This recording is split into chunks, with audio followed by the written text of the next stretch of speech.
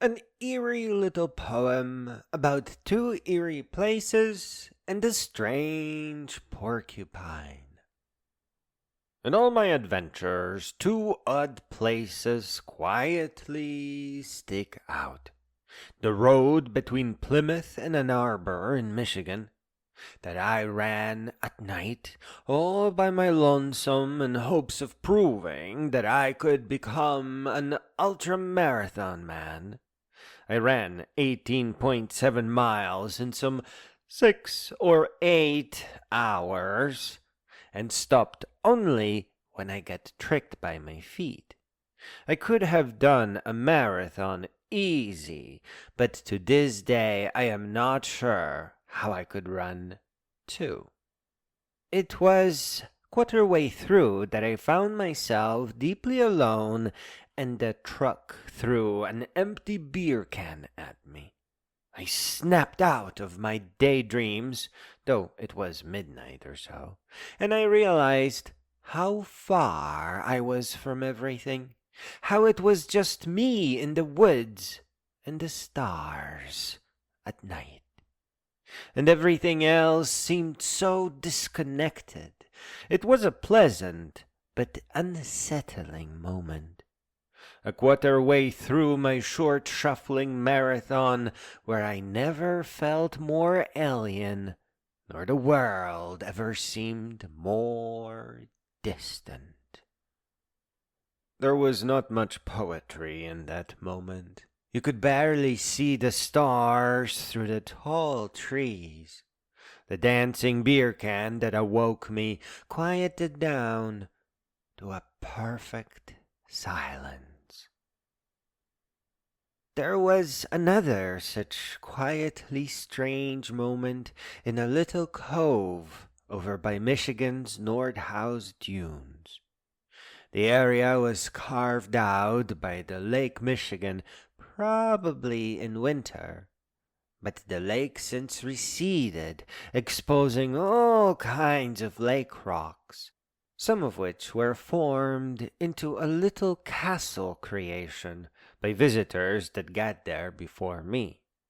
I spent a couple of days out there collecting fossils. I found enough to fill a small bag, each one intricate and perfectly unique.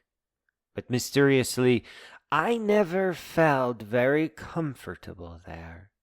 I went up and down the dunes, left my own rock creations. I remember eating there and returning to the place next couple of years, but it was never an ordinary place. And I'd sometimes check for footprints and bears. It was eerie, but not uninviting. Just a natural rock expose that stayed in my memory as strange and odd and quiet. Which brings us to the star of this strange little poem, the ancient porcupine, also from Nordhaus Dunes. The moment lasted long enough for me to capture a blurry video that now has been lost to history. And I suppose it all happened because I always thought that porcupines were the size of large hedgehogs.